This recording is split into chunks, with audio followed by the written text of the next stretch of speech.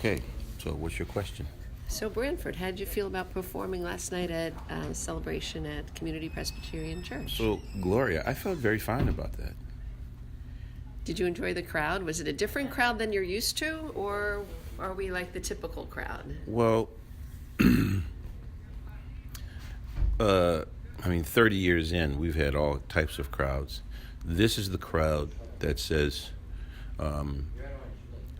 I don't really listen to a lot of jazz. That guy's got a decent reputation. I'll give him a shot. I'll check it out.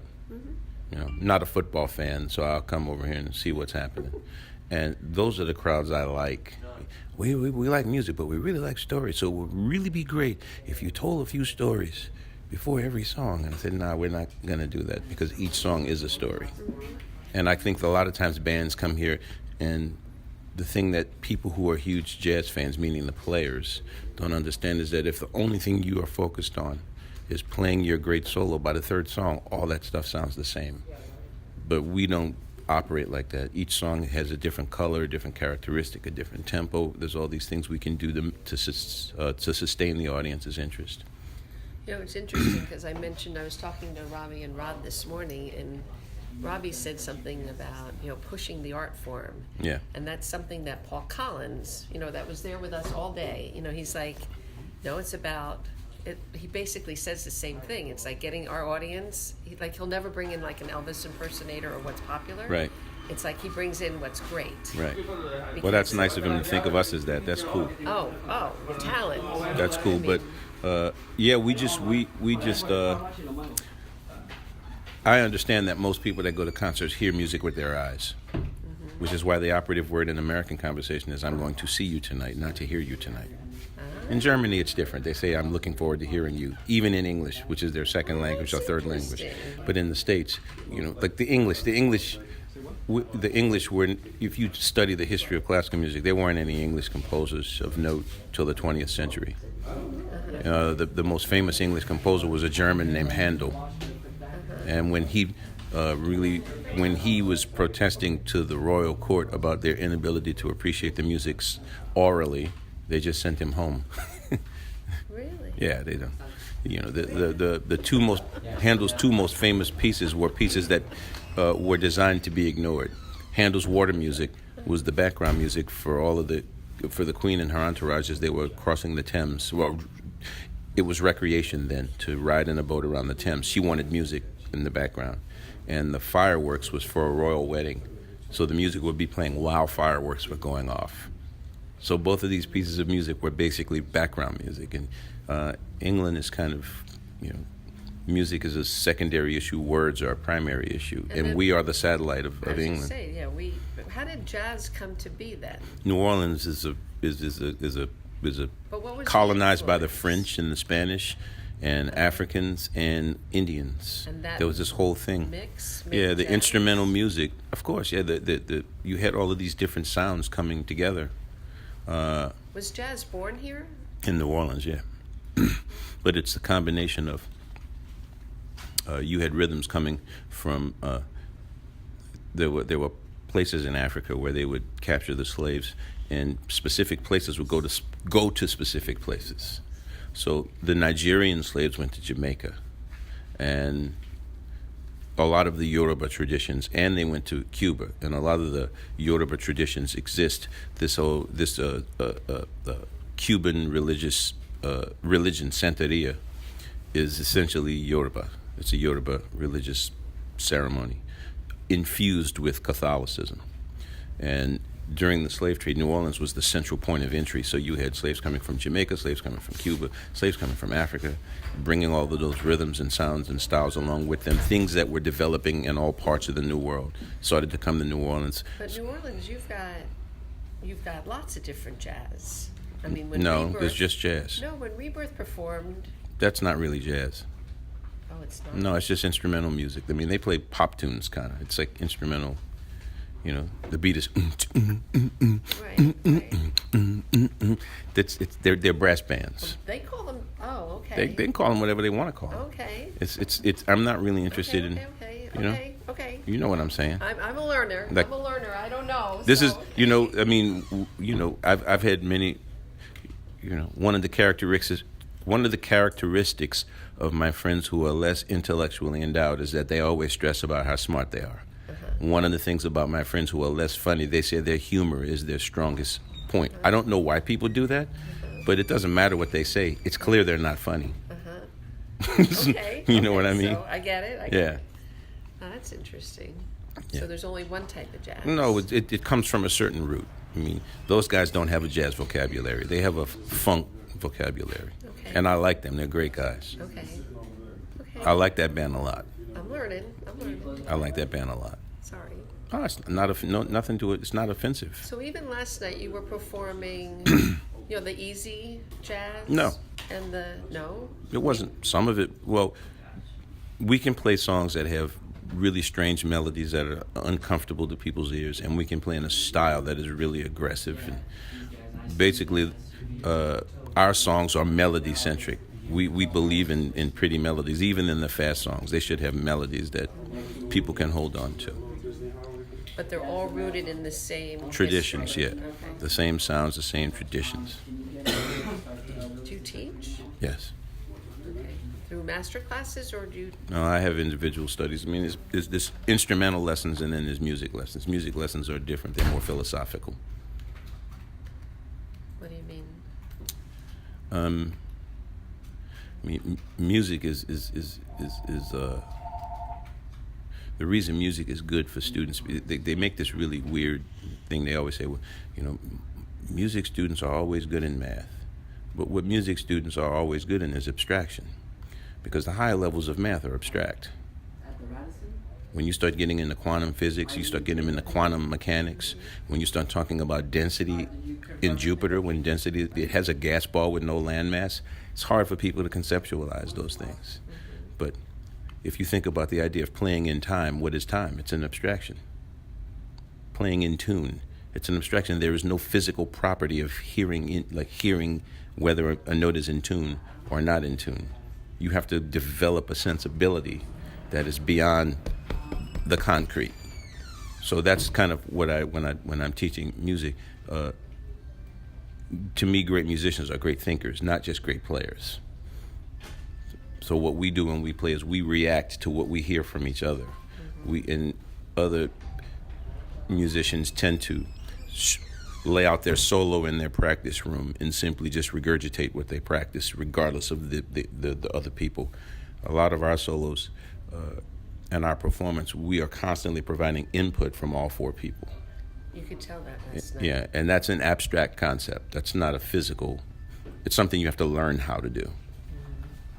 Well, it seemed intuitive between all of you. It's intuitive now. Like just looking. Yeah. It's just like a looking thing. It was like, It's like intuitive they're now. talking without talking. It wasn't intuitive 20 years ago. It's intuitive now. How long have you all been together? This iteration of the band has been together since 2009. 9 years. 2010. But your drummer's been with you 2010. 18 years old. Since he was 18. Revis, our original bass player, who was not there, our regular bass player, joined the band in '96. Joey joined the band in '99. Okay. But the idea of a quartet, I've been working in a quartet since '88. Okay. And a lot of the ideas that I had to pass on to those guys, I started working on in 1988. So yeah, it's intuitive now, but it wasn't. You don't come out of the womb and just go, I got it. So when you bring on a new person, you have to be. Well, they have to be on their way, and I try not to start from the bottom. I try to find people who already have those sensibilities, and then you just fine tune them. So how do you go about even trying to find somebody? It's a small community. Oh. Okay. Sometimes, like Noah, the guy who subbed, we were playing in South Africa, Johannesburg, and he was playing with another musician, Abdullah Ibrahim. And we were just listening to them play, and I kept saying, boy, that guy's good, and he's smart. So when our guy couldn't make it, there was this 21-year-old kid that we were hiring, and he is super talented, but he is emotionally as immature as they come. So it's hard for him to make sound musical decisions because he's so young and distracted and caught up in nonsense like, nicknames and creating an image for himself. So when I heard Noah, I said, well, that's going to be our guy. So on these particular performances, Eric wasn't available, so we called in Noah to do it.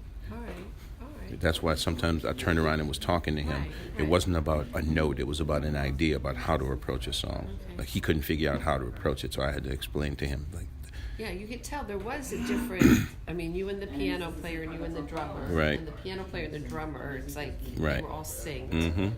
And then the bass player, it was like a little bit of a different language. Yeah. But Yeah, still but a good language. It would take him. He's smart, so it would take him a couple of months, and he would figure it out. Well, I mean, you're all smiling up there. I mean, it was really kind of bizarre to see them pounding away, like, and laughing and smiling. Yeah, we enjoyed. I mean, that's one of when we started with my brother's band in the early '80s. We were very serious, and it was kind of this idea of like we were gonna push back against this idea that musicians aren't thinkers and everything is just you play what you feel and there's no. We were going to be really serious, and when we started looking at videos of some of the older guys, they were always smiling. Right. And it wasn't an act. I mean, they were, and Right. we had a chance to hear some of these guys before they all passed on. Mm-hmm. And they just look at each other when they were playing, and they would chatter at each other. Mm-hmm. They would just talk to each other. Oh, man, you going to play that again? Man, wait till you hear this, blah, blah, blah. And it was just like, I said, that's the way, one of the early drummers in the group, Jeff Tane Watts, we went to college together. He called me one day, and there was a band with guys you never heard of, but Ben Riley and Walter Davis Jr. was this fantastic bebop piano player, and Abdul Malik. And Abdul and Ben Riley both played with Thelonious Monk. So the musical conversation accompanied by the verbal conversation was amazing to behold. It was just to watch them. And I told Jeff, I said, man, we need to start doing that. It's like on stage conversation is sometimes more instructive than trying to remember something that went wrong and bringing it up an hour later. And it works better with the audience because even if you don't get the music, Right. you get the enjoyment. Right. So you can still connect. Well, that's the whole thing. If audiences hear with their eyes, then you got to give them something to see. You can't stand there like it's a funeral. I'm not trained. I mean. I don't think you should be. That's my point. Don't misunderstand me. Okay. The audience, it is our job to be trained, and the problem with music is that it's our job to actually, communicate with people in a simple way. In a simple way, and musicians tend to overcomplicate music. They make it less simple. We try to take all of this complex information and make it complex for us, but simple for the audience. Well, that's what makes it enjoyable. Yeah, I'm not lost. It's not lost on me. Okay. Well, last night, Jeff Rupert, he's played with Thelonious Monk. He's a professor at UCF. And he's traveled around the world. Right. Way down on a different level. But I invited. You don't him. have to put that other part on. Huh? You don't have to put the way down on the different. Well, part I mean, on. We're all the same. Okay, but so I invited him. He's performed for us before, because he's local. Right. And so I invited him. We comped him tickets. Oh, cool. And he brought his son. Oh, great. To inspire his son. And he was behind me. He was in the second row, kind of over a few seats. And he was like in rapture. Like, he was good. like, seeing a hero, I guess, or seeing an idol. So. I think it was more. Well, you had a mix in the audience. But I'm saying, people who have done this for a living know how hard it is and appreciate that. Mm-hmm. I don't think he was like looking at me as any, because if he played with Monk, he's older than me. Okay. If he did. He has. If he has, then he's older than me, because Monk stopped playing in the late 70s, and he died in 1985. Okay. And I'm 57, so he's got to be up there. Well, I'm up there. Yeah. It's okay. Oh, I'm not saying it's a bad thing. I'm just saying, so I don't think that he would think of me as an idol of his, because I'm younger than him. But it's more, he appreciates what we're trying to do up and there. Your talent and your ability. As a group, the group. So tell him hi. Huh? Tell him hello when you see him. I Yeah. will. I'll do a shout out to Jeff. Yes. I'll text him. Shout him he'll out. Be like, oh wow. Shout him out. Tell him I said hey. Well, I loved having when I was sitting there were some kids. Actually, they went back to say hello to you. Mm-hmm. A younger. Yeah, I remember. And it was so funny to watch them because they were like jumping out of their seats. Like, Oh, good. they were like, and some of the more technical things, Right. you know, where I was kind of going, Yeah. and I would look over at them and they were like leaping. Like, they thought that was like the most exciting part of the performance, is Yeah. more of the challenging part. Right. Yeah, of course, they're musicians. Right. And that's the fight. As a young musician, whatever it takes to get you to practice.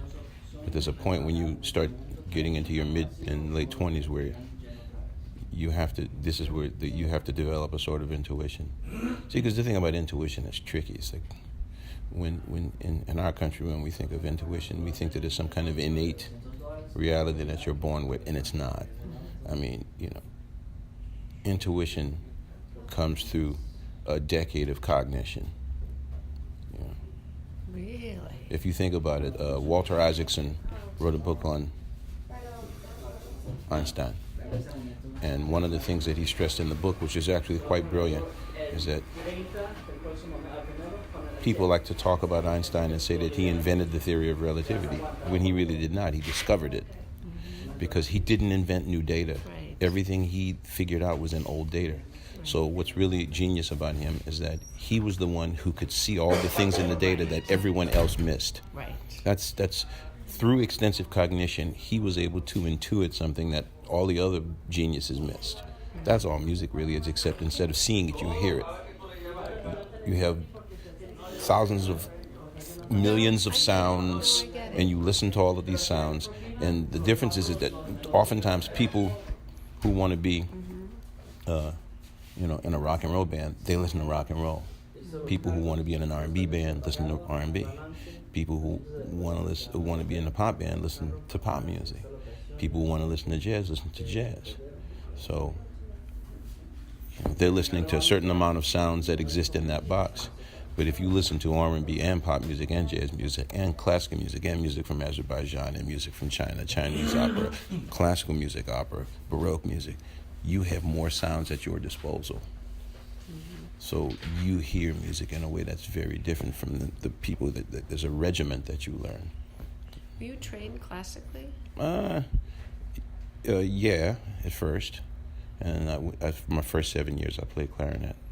And then I switched to saxophone when I was 15. Was really sweet last night. Yeah. Oh, that was a soprano saxophone. Okay. That's not a clarinet. Huh? It's a soprano saxophone. It's long like a clarinet, but clarinets are made of wood. Okay. They used to make clarinets of metal, but they don't do that anymore. Okay. It's a soprano sax. But people do that all the time. That's a common thing. I didn't know they made clarinets out of gold. I mean, it's fair. I mean, I've heard that a lot. Okay. Yeah. Don't be defensive. Okay. You just didn't know. It's cool. It's cool. Well, I loved it. I Yeah, mean, good. It had a different sound than the sax. Yeah, well, they're both saxes. Okay. It's just the variance in size changes the pitch. I mean, an acoustic bass, all it is a really big violin.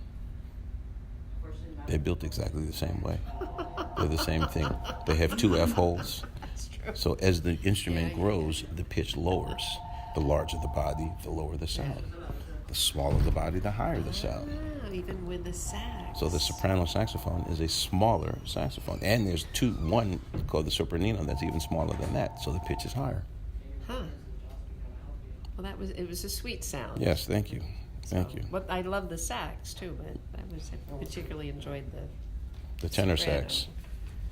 The lighter one. Yeah, that's the soprano. And then the other one's the tenor. Yeah. I like the lighter one. Yeah. Soprano. Oh, a lot of people do. It's just sweet. Yeah. Okay. I'm learning. I never played an instrument. There's some value to that. No, you're lucky and you're so talented. Yeah. But that's your family. Is it just a musical family? Like what? No.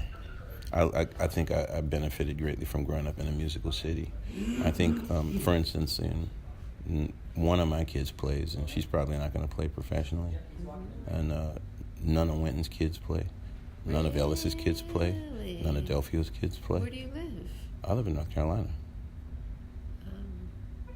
But I think that if my kids had been playing in a city where people valued instrumental musicians, they would be more emboldened to play. Wow. Whereas, most places, if you watch those coming-of-age movies and those college hijinks movies, the butt of the joke is always the people in the band. They always have braces on, they have glasses with tape around them. That didn't remind me of any guys I knew, but just in terms of perception, people think of people who play, like if you play electric guitar, drums, or electric bass, you play in a rock band, you're cool. Us, we're nerds. So you have kids who just aren't strong enough to withstand the peer pressure, and they say, I don't want to do that, I don't want to be made fun of, I don't want to be the butt of the joke. I don't want people saying I'm a sissy because I play a clarinet. And that's a factor in New Orleans. They say, man, you play clarinet? That's great. But that's one of the few cities in the country where that happens. God, do you write articles? You should be writing articles. Nobody wants to read about this stuff. Oh, I think it's interesting. Yeah, I know your brain. I knew you would, but regular people are like, whatever, they are a bunch of queers, That's what... Well, you might not have noticed them, but we had a lot of high school students there last night that were helping us run around and set up and break down, and they're all in band. Right. And they know. So they know all about it. Ask them. Yeah, and the thing that was different. I have to tell you that a lot of these kids, we sort of take credit for it a little bit because we sort of mentor them. We have the adults like Paul and Dave. They mentor some of these kids. Like they're going to really good schools. We had 2 kids in the audience. They're going to. One of them's already composed. They've been inspired by coming to our concerts because we really do bring in quality music. Well, I didn't say that we weren't smart, but they're socially in high school, even smart's not valued. Coolness is valued in high school. I think maybe so, but they've got their own clique going. Yeah, they're a strong clique. Yeah, but everybody wants to be in the center clique, the one that you see in the movies all the time. And as a musician, hey, I'm not. Yeah. Everybody wants to be popular, but I remember it as a kid. I was just okay with it after a while. It's like, because I have all those attributes. I'm quick with it. I'm funny. I can defend. I can defend myself. I'm athletic. I'm saying I had all of the properties to be in the center. Oh. I'm not demure. I'm not shy. I'm not. Small, and I could be in the center. I'm standing next to the football players. I'm as big as they are. I'm as funny as they are, funnier than them. So the dynamic was different for me. But there are a lot of guys that play music that are, more shy, more introverted.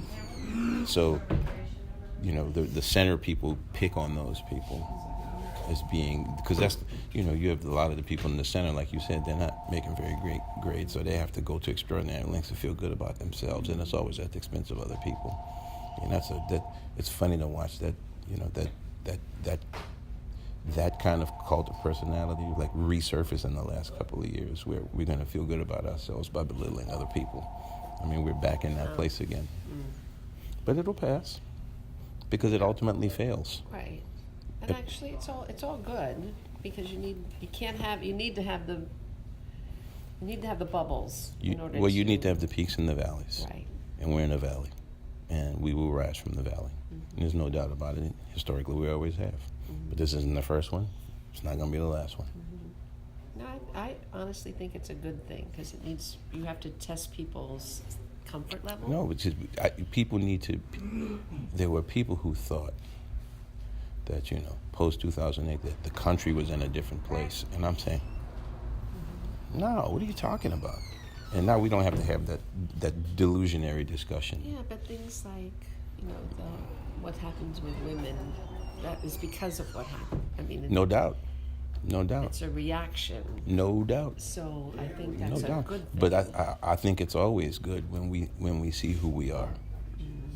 Instead of using isolated incidents to declare that we are something other than what we are. I think that's great. In the aggregate, in the long run, yeah. I mean, I'm not as nuts about it as some of my friends are, because like the fact that Andrew Jackson is his favorite president is really telling. That was a rough time, but hey, Well, we will survive it.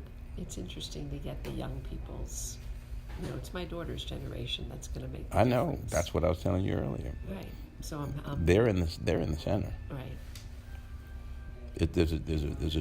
I was watching this poppy British television show about Queen Victoria, and Queen Victoria's husband was a modernist, and all of the well-to-do in England were really against him because he believed in technology, and they saw technology as a threat to their provenance. Right.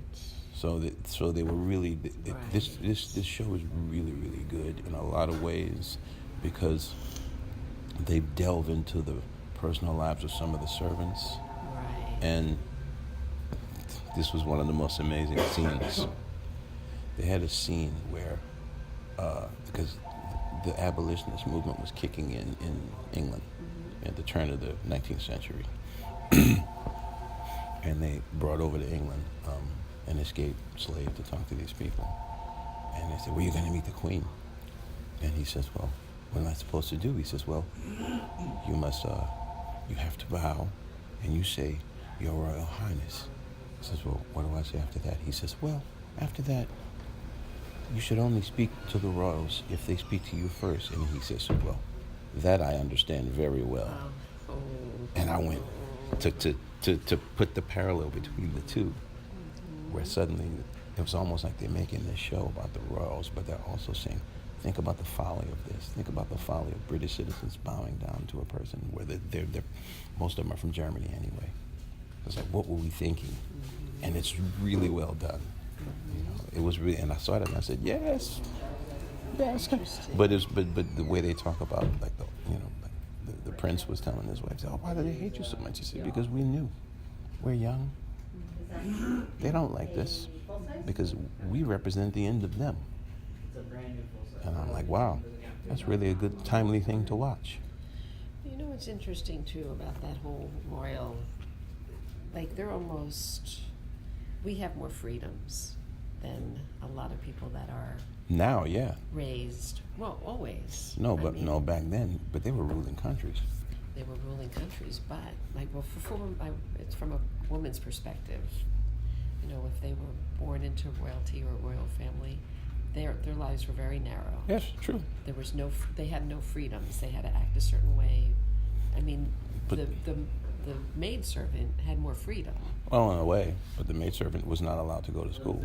The maidservant could not improve his or her life at all. Could not. They could live and they could die. In terms of their social aspects and their family and what they had more freedom there than... They spent most of their time at the royal house. They barely saw their families. Right. And they did this great thing where Victoria decided, I'm not a cow, so I'm having these children, but I will not be nursing them. By implication, everyone else is a cow. And then they were showing this woman who needed the money. So she had to allow her own child to be raised by another person to feed the child. She had to live in the palace and nurse these babies. There's no freedom in that. That shit was awful. It was awful. And most people back then had almost no money. Right. I mean, this was the success aspect, pre-industrial age was controlled by a very small group of people, and they had things, and literally everyone else had But nothing. they were slaves too. Yeah, I know, but In their own you know way, what? they were Thinking about my predecessors, I'll take that one. right. I'll trade gladly. Yeah. Well, actually, when you think about it, it's all I'll gladly trade. right. That I'm trying to, hey, let's go play golf today. Yeah, let's. What should we do today? Let's. I'll take that kind of slavery. I don't think either one was a good option, actually. The people who were at the top, I'm pretty sure that was a good option, but it's an option that had to go. It had to go. And it's our fault. I mean, we fought this war to get rid of the royals, and every time a prince decides to get married, we lose ourselves. We're obsessed. It's really silly. I mean, it's just like, think about the irony of that. It's really stupid. We are obsessed with like royal weddings, and we fought to get rid of them. So I guess we didn't really want to get rid of them. We wanted to be them. And that's why we were mad. Every man a king. You get to own property. You get to do the same thing that the royals do. You can thumb your nose at them, but we didn't want to eradicate them. Otherwise, we wouldn't run around getting excited every time there's a royal wedding. We would say, what does that have to do with us? Right. I don't. No, nor I. But I'm talking about the collective we. Magazines are sold, television programs are put on, and people watch them. I don't watch them, but that doesn't mean that we don't watch them. And we have chosen that. And I say this, I'm not mad about it, because it's just an observation. It's just, my 7th grade history teacher brought that up. Because, it was right around the time that there was like some royal thing happening. And he goes, yeah, it's really funny, this royal thing. We fought a war to get rid of them. So did we fight the war because we believe that it's improper to rule, for one person to rule? Or were we just really mad that we weren't the king? And when he said it, I went, damn, I was 12 years old. And the older I am now, I was like, yeah, it's probably more the latter than the former. There was more envy and, wanting to have the same rights and privileges that those people had, not to erase the rights and privileges. It's like the Pilgrims did not come over here to practice religious freedom. They came here to avoid religious persecution. Because if they did believe in religious freedom, they would not have persecuted people who did not believe like them. This is the same thing. We're talking about the same thing. About these people who said that, all men are created equal. Well, except those men over there. Right. Those men who are 3/5 of one man for voting purposes. Or women. Women weren't even part of the equation. Right. As a matter of fact, when they would talk about these freeing slaves, they say, Jesus, what's next? Women? You want them to vote? Next thing you know, women are going to be voting. I mean, the whole thing was about preservation of a certain kind of power. Right. Male-dominated. White male-dominated. And it's and aristocratic. You're right. And and the thing that's interesting about that is that like my white male friends who are successful, of which there are a lot of them, are far less interested in preserving that system. It's the people who are far less successful. This is the only thing they can use to feel good about themselves. It's like, well, at least I'm not a woman. And now that that's going away, what's left? Like when Obama was when he was president for those 8 years, I read an article sometime around 2010, and it said that white men over the age of 50 were killing themselves at an unprecedented rate, and no one seemed to know why. I was like, shit, I know why. I mean, Jim Crow was a social contract. Yeah, black people would sit in the back of a bus, but there was more to let people who had less say that no matter how bad it is for you, you will never be at the bottom. And his election shattered that social contract.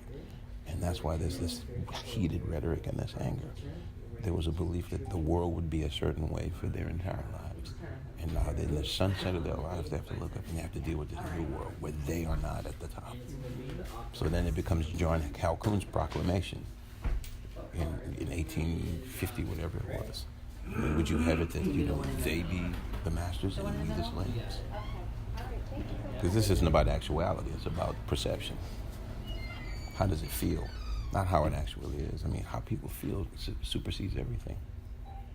How you feel about a thing is often greater than the actuality of it. My 12-year-old comes home and says, absolutely. I hate school. Right. This is the worst day of my life. My life. No, the feeling becomes the reality. My life sucks. I said, really? Why don't we go over to Duke Cancer Center and talk to the kids over there and tell them how shitty your life is? Yeah. And then she stops. Still doesn't change how she feels, though. So how you feel trumps reality. No, it becomes reality. It becomes a version of reality. But even when faced with actual reality. So how much longer? It actually just pulled up. Yay, thank you. So how much? Yeah, but I get to have a chat with you, so thank you. But I just got that damn 3-hour drive. But I don't mind talking, it's great. But I'm saying, but I wish, if you ever come back, I will have you put you in a room with Pat, because I would love to. You would have just such a great dialogue. I would love to. Like I was watching this documentary on the guy who invented the lobotomy. And I was getting to the point, they were getting to the point in it when he started to become like the medical science embraced him, not because they thought he was right, but because they did not have a viable alternative to him. They didn't have one.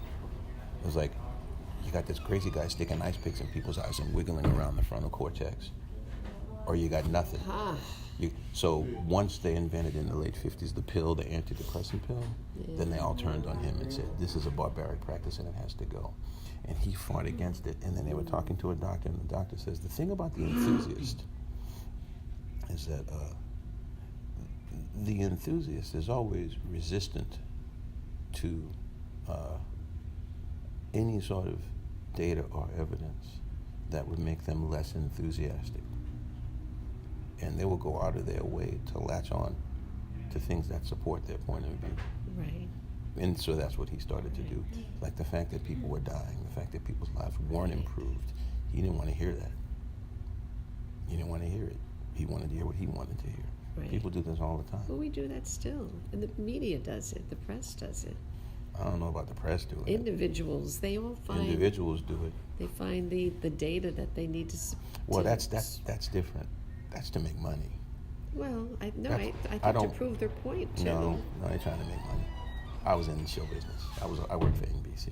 They don't have a point. They have green. That's their point. What is it that people want? Let's do that. You know, why television, why are morning shows so manipulative? Because people want to be manipulated. So is it about news? No. And if you make a show about news, people won't watch it. They want light fare. They want cooking. They want to see you cook on TV. They want to see you smile the whole time. They want everything to be light and witty and airy. You bring on a movie star. You talk about a new book. You talk about a new movie. That's true. That's what they want. Mm-hmm. You don't hear anybody complaining.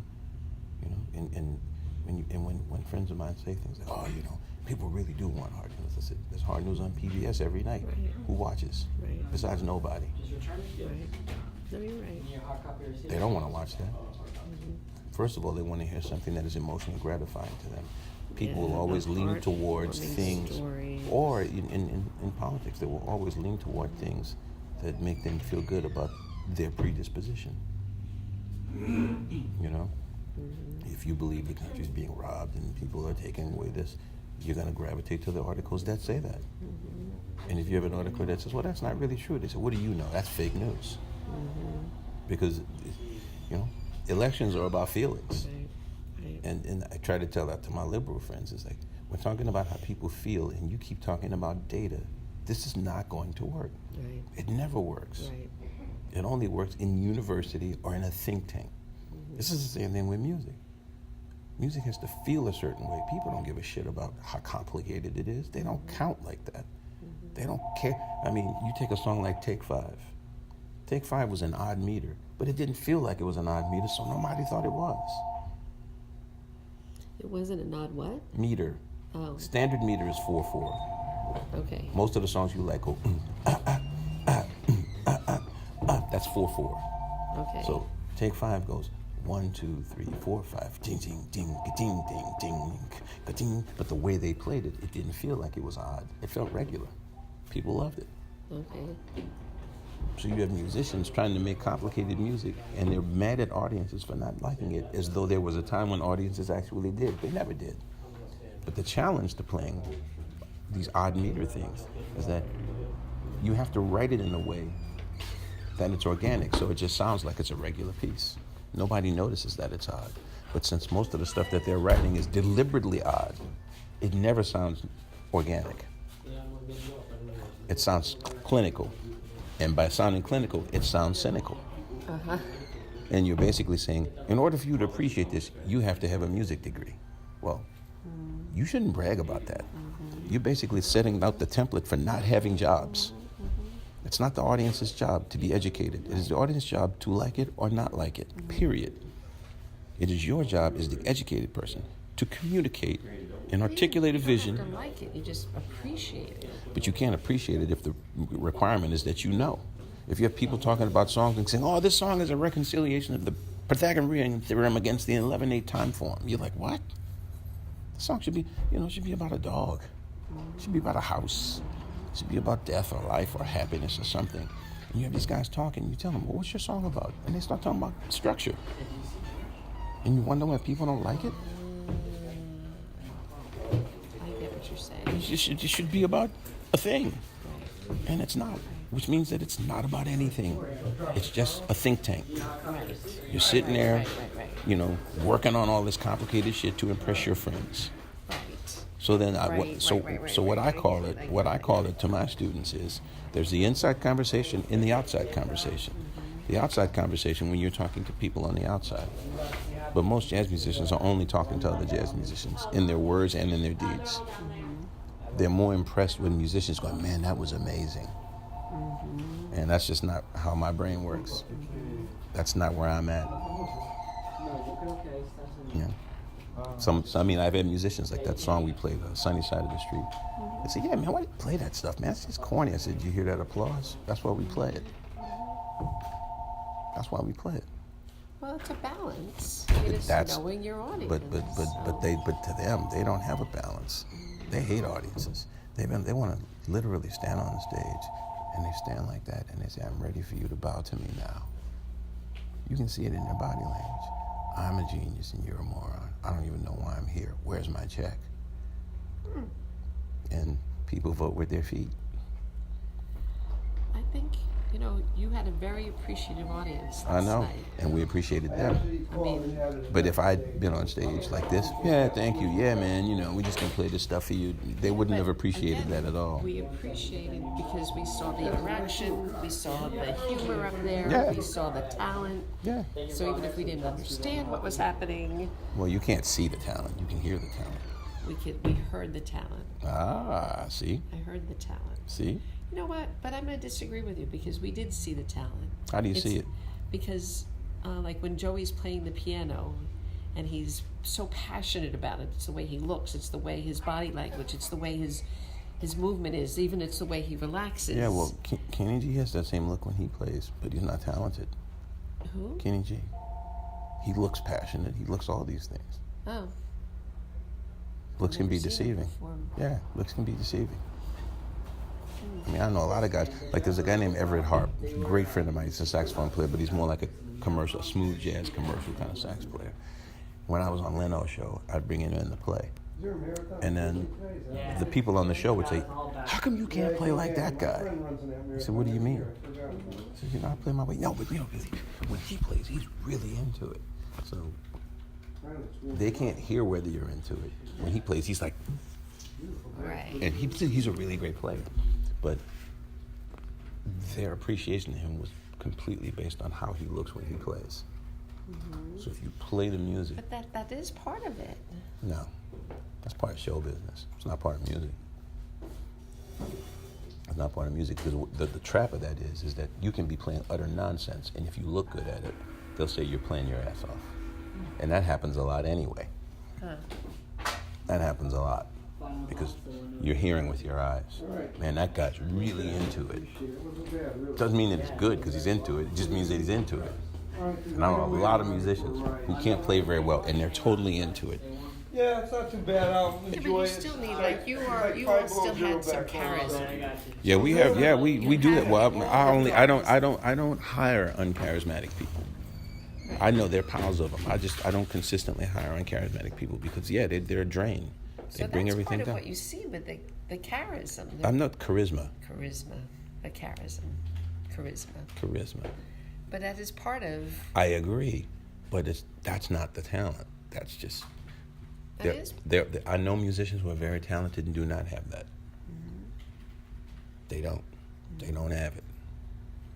Doesn't mean they're not talented. Glenn Gould didn't have it. He was incredible.